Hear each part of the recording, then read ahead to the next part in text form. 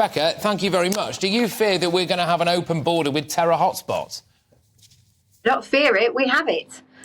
For goodness sakes, this is absolutely ludicrous. So there's no security, there's no interview, there's 40 questions, and then what you get is a free pass to come on in, and you've got free healthcare, housing, money, the lot. This is currently restricted to 5 countries potentially, but there are plans to actually make it bigger as well. So Rishi Sunak, his plan is actually just welcome everybody to England. He has no plan. He may as well stand on the beach, give everybody a cup of tea as they come.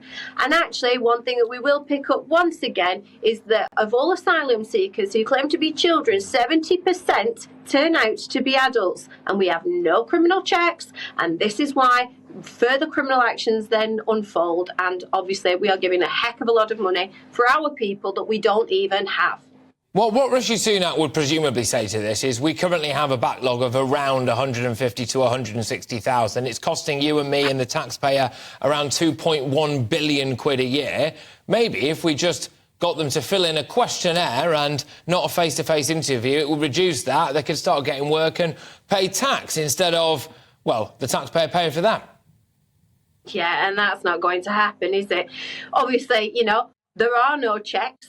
It is, it's an absolute mistake, obviously. Rishi needs to be getting a proper, serious crackdown on this. Our government can't be trusted to have this in their hands. What we're now going to see unfold is that we're going to have more crime. We're going to have more of a hold on our security services. We're going to be ploughing more into education. We don't have this money to be able to defend what is currently happening. And Rishi Sunak is putting this country in a position of absolute detriment, and it's a danger to our children, to adults, to absolutely everybody. When you look at some of the countries in play here, Afghanistan and Syria, for example, I mean, Afghanistan under the thumb of the Taliban, Syria, you know, it's been an ISIS hotspot and a hotspot for goodness knows what other terror groups for, frankly, as long as I can remember now.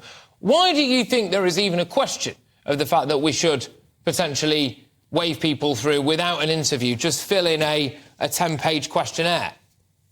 Exactly, 40 questions and you've got a free pass. It's absolutely ridiculous. This should not be happening. And, you know, rather than saying, do you know what, we've got a massive backlog, so here you go, 95% of you, come on in. You need to be getting tougher. The reason why they're coming here is because we are absolutely a soft touch, and we need to be sending out a stronger message and a stronger deterrent. Instead of saying 95% of you come onto England and have all of our resources, what you should be doing, Rishi, is saying, get back in your boats, and off you go. This is not our problem. We need to be sending it elsewhere, and we need to look after our people in our country first, rather than actually ploughing more money that we don't have into something that is already completely and utterly out of control. And it's exactly why we've got the highest record in years.